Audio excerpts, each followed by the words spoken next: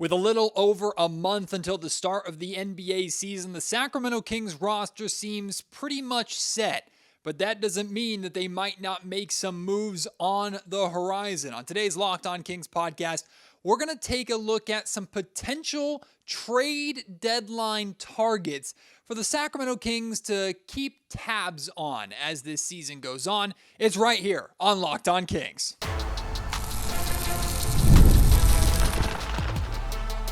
You are Locked On Kings, your daily Sacramento Kings podcast, part of the Locked On Podcast Network, your team every day.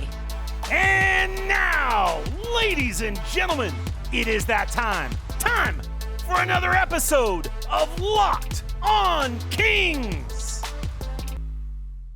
Hello and welcome into Locked On Kings, your podcast hub for Sacramento Kings coverage all off season long. Today's episode is brought to you by FanDuel. Now through September 22nd, all FanDuel customers can bet $5 and get a 3-week free trial of NFL Sunday Ticket from YouTube and YouTube TV. Visit FanDuel.com to get started. My name is Matt George. I have the privilege of being your host here. I'm a Sacramento sports anchor and reporter for ABC 10 News, and it's never too early to start talking about the trade deadline, right?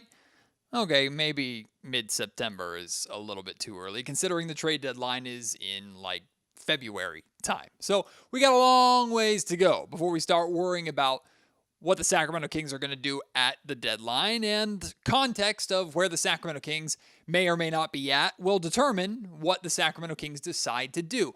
That being said, the same way we project what teams we expect to be good and what teams we expect to not be good, we can sift through some rosters and start to identify some players that may or may not be on the block or be available come trade deadline time that the Sacramento Kings could try and make a move forward to help them accomplish their goal. Now, for most of this conversation on the podcast today, we're going to project that the Kings are in the hunt, right? That the Kings are approaching the trade deadline and they're deciding whether or not now is the time to go all in. That was a conversation that we had earlier on in this never-ending Sacramento Kings offseason, it feels like. I did a podcast about the biggest question that the Sacramento Kings need to have an answer for either by the trade deadline or by next offseason is, do they feel confident and comfortable going all in with this group?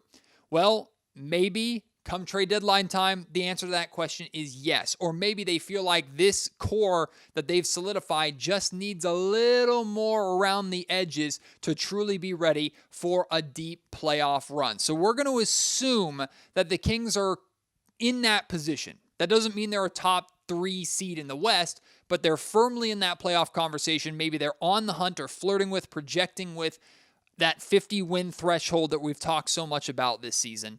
Or this offseason, and now they're deciding, what can I do? What is available for me to go out and get to make that goal a reality of actually making it to the postseason again and then winning in the postseason? So we're going to look at a number of different teams, and really what we're looking for here is one of three, or a combination of three situations. Number one, teams that are straight up tanking for Cooper Flagg, who's projected to be the number one overall pick in next year's draft, in the 2026 draft. So teams that are at the bottom that are like, we don't care, we don't want to win, we want the best lottery odds at landing Cooper Flagg.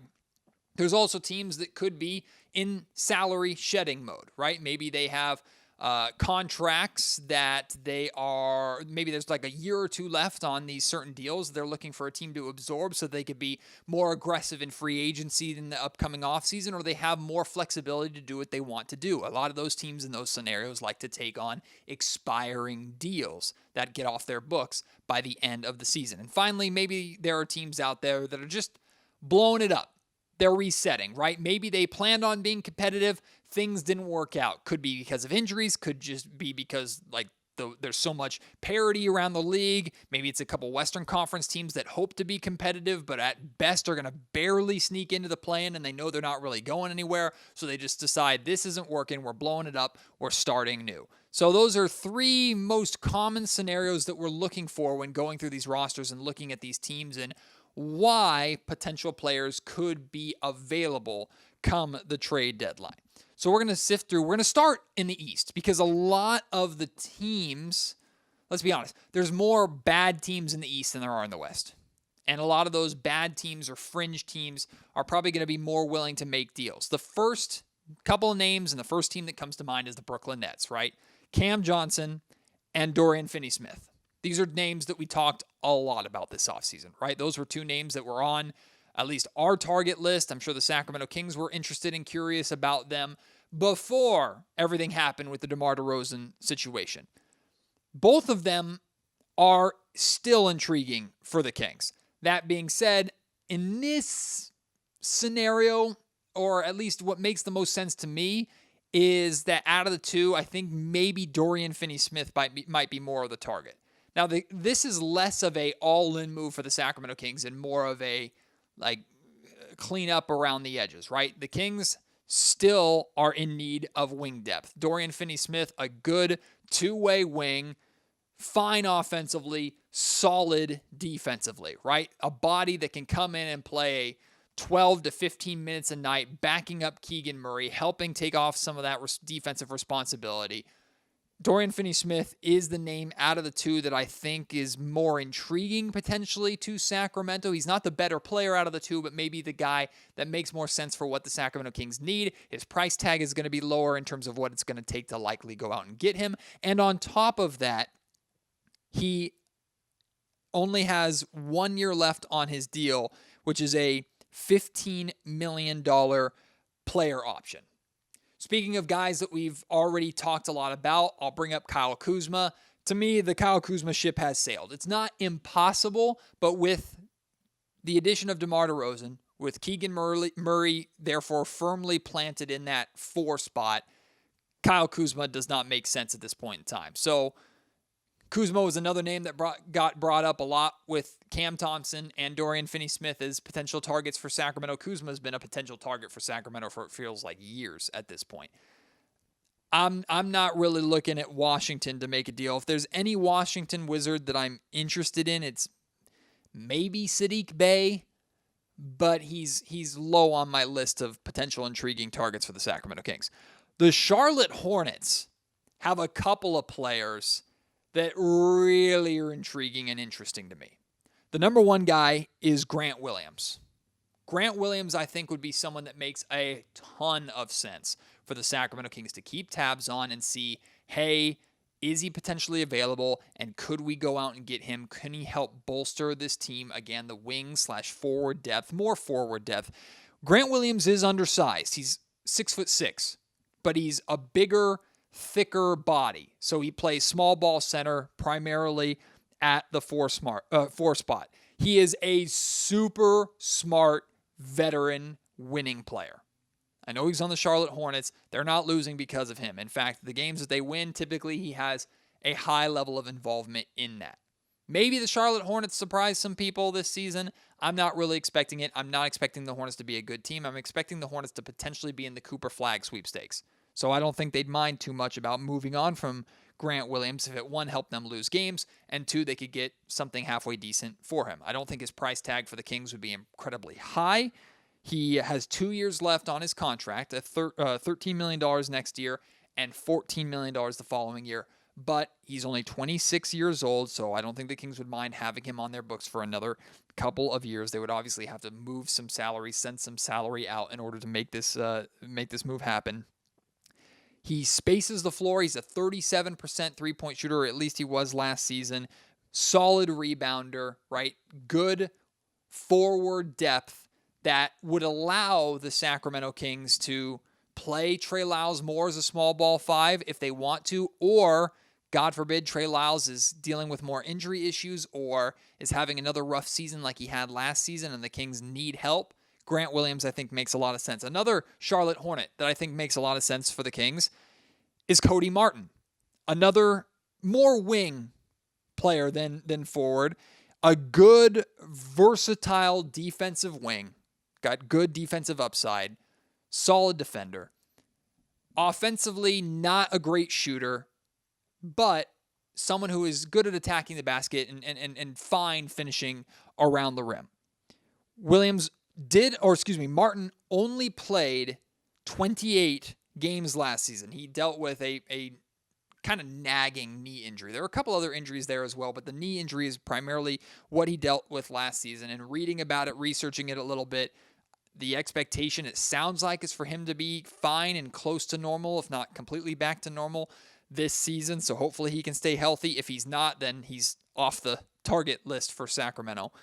A 31% three-point shooter, which isn't great, but averaged 3 rebounds, 3 assists, and a steal in around 27 minutes per game. Now, he would not play that much here in Sacramento. He would have a bench role kind of backing up DeMar DeRozan, I'd imagine, as a backup 5. This is one of those players that maybe you consider moving Kevin Huerter for, although Kevin Huerter might be a bit of an overpay to get a Cody Martin. But if Kevin Huerter's not working out as your backup 5 or backup 3, potentially Cody Martin is the target there. He has 1 year left on his deal, but it's only worth $8 million next season. So it's not something that'll financially hurt you too bad.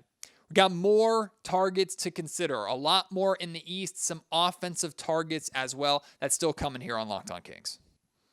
Today's episode of the Locked On Kings podcast is brought to you by Gametime. If you're buying tickets to whatever the event, Gametime is the site or the app for you. You don't need to go anywhere else because Gametime is going to be the easiest way for you to find the tickets to the events that you want, and you're going to get the best prices. Gametime has a feature that's so simple, and yet you don't see it very much. You can toggle in their all-in pricing feature.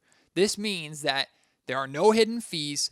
The price that you see when selecting your seats for whatever event, could be a massive sporting event like a Kings game or maybe a 49ers game, could be a concert at a big stadium at Levi Stadium or a smaller venue, could be a theatrical production, a comedy show, whatever. They have tickets for everything. You will select your seat, and the number next to your seat is the number per ticket you are paying. It's not, hey, the seat is $54, but then you get hit with $20 a ticket worth of processing fees and all those fees that we have and the final stage of checkout, right? Everybody knows what I'm talking about. Gametime, toggle in their all-in pricing that takes all that off the table. Gametime's prices cannot be beat. The Gametime guarantee. They will credit you 110% of the difference if you find similar seats or the same seats on a separate site, for less than what you're going to get on Gametime. And the closer you get to the event, the better the deal you are going to get. Sign up for Gametime, create an account, use promo code LOCKEDONNBA for $20 off your first purchase. What time is it? Gametime. Continuing with our trade deadline targets for the Sacramento Kings to consider, some more names in the East. Let's look at the Atlanta Hawks. Larry Nance Jr., a new acquisition for Atlanta, spent last season and the last couple of seasons as a part of the Kings killer New Orleans Pelicans. Larry Nance Jr. gives you forward depth with potential offensive upside. He is a good three-point shooter, averaged 41% from three-point range last season, but only on an attempt per game. So he's not a high-volume three-point shooter, but when he did shoot it, typically he knocked it down. And defensively, while he's not known as a phenomenal defender by any means, he clearly fit in with that New Orleans Pelicans' long, athletic, defensive identity that gave the Sacramento Kings and other teams a ton of problems. So the Atlanta Hawks, they're a team that's kind of in limbo a little bit. Some expect them to be a play-in team in the Eastern Conference. Some expect them to flirt with maybe the top 6. Others expect it to be over. And the Atlanta Hawks will be looking at the trade deadline to potentially move on from Trae Young. The Kings will not be involved in those sweepstakes whatsoever. But I think Larry Nance Jr. is potentially a name that the Sacramento Kings could be interested in. Again, for more forward depth, does have the ability to space the floor. The defense is there. And he's an expiring deal. So that helps too. Let's do the final Eastern target. And there are other names out there, and I want to hear other names that maybe I don't bring up that you think should be on the Kings' radar or on your wish list maybe for acquisitions that the Kings could make this upcoming season. But a final Eastern Conference player that I came up with, looking at the Toronto Raptors, Kelly Olynyk. Maybe the Alex Len, Trey Lyles backup front court, specifically backing up Domantas Sabonis. Maybe it's just not working.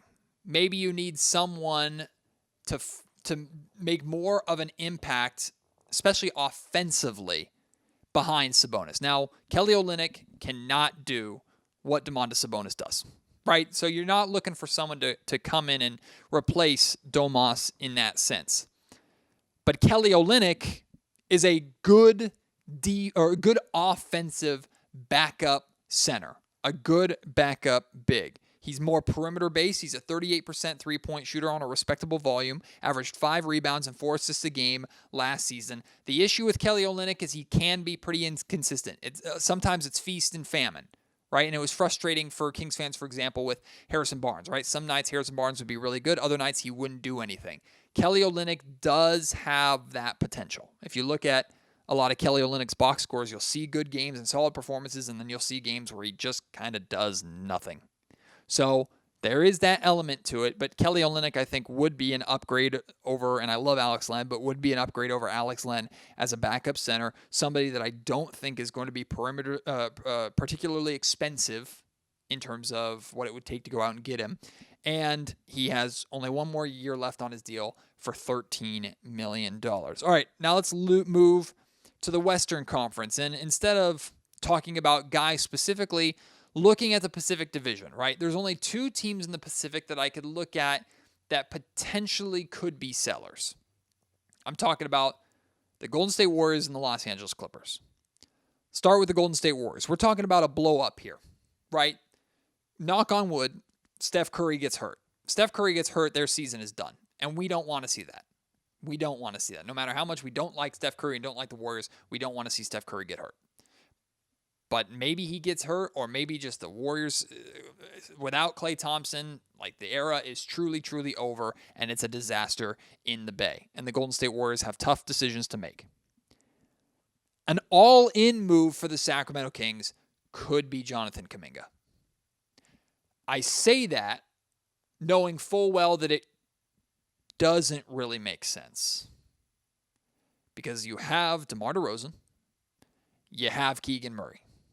Your starting 3 and 4 are pretty much set. Now, there is a world where if you go out and get Kuminga, you can move DeMar DeRozan to the 2, continue to have Keegan Murray at the 4. That is going to cost you a lot. We're talking about draft assets, probably Kevin Huerter, maybe Devin Carter. The Warriors would ask for a ton in that scenario, as they should. That would be an all-in move for Sacramento. And is that the right all-in move to make? Jonathan Kuminga, high upside, young player, young wing. In a lot of ways, love the idea of him being a target for the Sacramento Kings. 1, I don't think the Warriors are going to be in a position where they want to move on from him. And 2, I don't think the Kings will be willing to give up what it's going to take to get him, considering DeMar DeRozan and Keegan Murray are already on this roster. Other names to potentially keep an eye out for with the Warriors if they blow up: Moses Moody, Trace Jackson Davis. But here's the thing. We're talking about 3 of the younger guys on a Warriors roster that, if the era is truly over, they're going to want to usher in the new era and welcome in some of the younger players, or keep the younger players around to help Steph Curry ride off into the sunset, right? So I don't know why necessarily, even if the Warriors are blowing it up, why the Warriors would want to move on from their younger guys. Like, that's why I didn't even bring up Pod. Pod is not on the table, in my opinion. Draymond Green might be on the table. I don't think, even if he's Mike Brown's guy, I don't think Draymond Green would make any sense for the Sacramento Kings at this point. Not that I would want him to be on the Sacramento Kings anyway, or anywhere near the Sacramento Kings.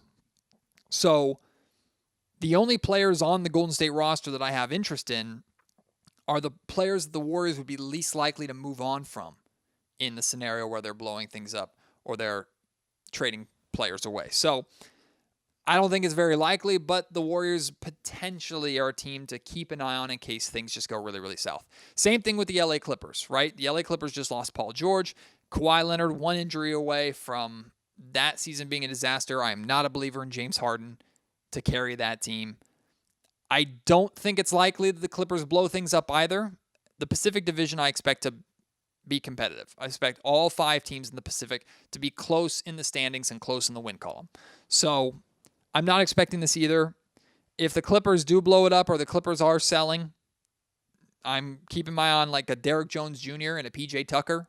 Again, more kind of wing or forward depth pieces that wouldn't cost the Sacramento Kings an arm and a leg. I like PJ Tucker a lot. I know PJ Tucker was a name that Kings fans had an eye on this offseason. The Clippers, what they would try and do in this scenario, though, is they would try and get the Sacramento Kings to overpay. Every team's going to try and get the Kings to overpay.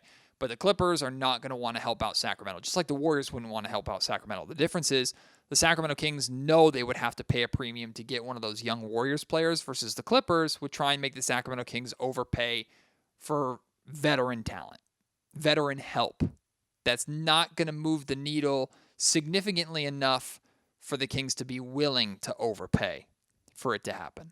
So if we're talking about the Pacific Division, the Clippers and the Warriors are the only two teams. I suppose things could go wrong for the Lakers or the Phoenix Suns, but I don't expect them to be sellers. Maybe the Clippers or Warriors could be, but I don't expect the Kings to be making any kind of deals with any team in the Pacific, and maybe not any team from the West, period. Like I said at the top of the show, today's episode of the Locked On Kings podcast is also brought to you by FanDuel, America's #1 sportsbook. Right now, FanDuel has a killer offer going for everybody. I'm talking everybody, not first-time users who sign up and use our promo code. No. If you are a FanDuel user, young or old, experienced or brand new, all you have to do is bet $5 on anything. Pick anything. Could be a Kings-related bet. Could be anything. An NFL bet, a WNBA playoff bet, whatever. $5. If you bet $5, whether you win or you lose, you will get a 3-week free trial of NFL Sunday Ticket from YouTube and YouTube TV. Then with a YouTube TV base plan, you'll be able to watch every regular season Sunday afternoon out of market game. All you need is a Google account and a current form of payment, and there's no contract or anything like that. You can cancel at any time. 3 weeks free trial of NFL Sunday Ticket, all the NFL football that you could possibly want, and you're not paying $5 for it. You potentially are winning that bet, making money, and still getting that NFL Sunday Ticket trial. Check it out on FanDuel, America's #1 sportsbook. All right, a couple more West targets for the Sacramento Kings, or should I say trade targets that are in the West that the Sacramento Kings should be keeping an eye on. Again, with how talented the Western Conference is, I don't expect there are going to be a lot of teams, period, that are going to be selling at the trade deadline. But this is where, between now and February, when the deadline actually is, context can change. There are going to be names that become available then that right now we have no idea or aren't even thinking about. And it might be fun to revisit this podcast in February and see where we're at. And if I was right about some of these names being available, or if there are other names that I didn't think that would be available that suddenly are, right? So we'll get that context later. Looking at the Southwest Division in the West, none of these teams I would expect the Sacramento Kings to really look to make deals with. We're talking the Mavericks, the Rockets, the Grizzlies, the Pelicans, and the Spurs. Spurs are the worst out of that group, but I expect the Spurs to be solid. All 5 of those teams, bare minimum, should be competing for a play-in spot. The Grizzlies, there are question marks, but a full season again of John Morant, knock on wood that he doesn't hurt himself or do anything stupid. The Grizzlies should be good. Should be a good team. So all 5 of the Houston Rockets, I expect to be a good team. All 5 of those teams, we know how good the Dallas Mavericks are too. All 5 of those teams I expect to be in the hunt and unlikely to be making any sort of significant moves. Out of all those teams, if there is anybody that I'm looking at that potentially the Kings could try and snatch and make a deal for, with the Grizzlies, I'm looking at Brandon Clark, but he's battling back from a pretty significant Achilles injury that he suffered back in March of 2023. So he's still trying to figure out if he can be the same player. But Brandon Clark might be maybe a name in that division for the Kings to keep an eye on. I'm not holding my breath for it. Now let's get to arguably the 2 worst teams in the Western Conference, the Portland Trailblazers and the Utah Jazz. Portland's got a name that I know all y'all have been screaming at me this entire podcast. Robert Williams III. Young, athletic, rim-protecting center. Ding, ding, ding. The Kings love it. The Kings need it. If Robert Williams was on the Sacramento Kings, oh my goodness, would that be awesome for the Kings. In so many ways, he is exactly what Sacramento is looking for. He is a guy that you would probably have a hard time only playing as a backup to Sabonis, right? He's the kind of guy that you might have to stagger a 2-center lineup and have Sabonis play at the 4 and play big at times to have Robert Williams on the floor. He has dealt with some lingering injury issues, dealt with some knee and ankle injuries, especially last season that held him out a good bit. Fans would love him here in Sacramento. It's 100% clear why, but here's the thing. To any team, not just the Sacramento Kings, to any team, Portland is going to try to charge a premium for him. A premium. Now, I'm not saying it's as much as Jonathan Kuminga would cost or as much as a star would cost, but Portland knows he's a solid player, he's an affordable player, and he provides a skill set that a lot of teams would love to have from a backup, potentially fringe starting center who does have the upside to at least be in the conversation for Defensive Player of the Year. Not going to win it because Victor Wembanyama exists. But Robert Williams is a really, really, really good rim protector. That is a name that I expect the Sacramento Kings to make multiple phone calls about over the course of this season. Don't know if a deal will get done, but he is 100% going to be on the Kings' radar or should be on the Kings' radar. I'm not interested in Jeremy Grant. I'm not. Same way I'm not interested in Kyle Kuzma anymore. He's owed a lot of money. Jeremy Grant's contract, much worse than Kyle Kuzma's contract. He's owed a ton of money. Yes, offensively, there's a lot of upside there. You could bring him in. Again, move DeMar DeRozan to the 2, have Keegan play the 3, and Jeremy Grant play the 4. That is more of an all-in move than I think the Sacramento Kings feel comfortable making. Now, if they need to do something and are ready to go for it and need some more scoring from a 4, maybe they consider that. Me personally, I don't think Jeremy Grant to the Sacramento Kings is that realistic at this point in time. Looking at the Utah Jazz, 2 names come to mind. Names that we've talked about before. Jordan Clarkson. The Kings have a lot of guards on this roster, right? But maybe it's just not working, right? Maybe the Kings need a backup point guard that can help defensively off the bench, can back up De'Aaron. Maybe Devin Carter's just not ready to go and Jordan McLaughlin's just not working out. Jordan Clarkson could be a name that is available to keep an eye on that I don't think would cost too much. The other name is John Collins. John Collins has been another name connected to the Sacramento Kings for many, many years.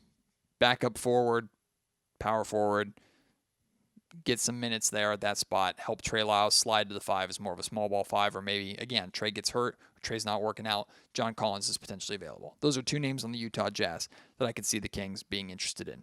So those are the names of players that I think the Sacramento Kings should be keeping their tabs on, should be keeping an eye on from now until the trade deadline and potentially be looking at making those moves. A lot more fringe kind of depth moves than all-in moves, which is kind of where I expect the Kings to be at this point in time until we know more about what they need and what other stars could potentially be coming available. But I want to hear from you. Names on that list that you like, names on that list that you don't like, names that weren't on that list that you would want to include on that list.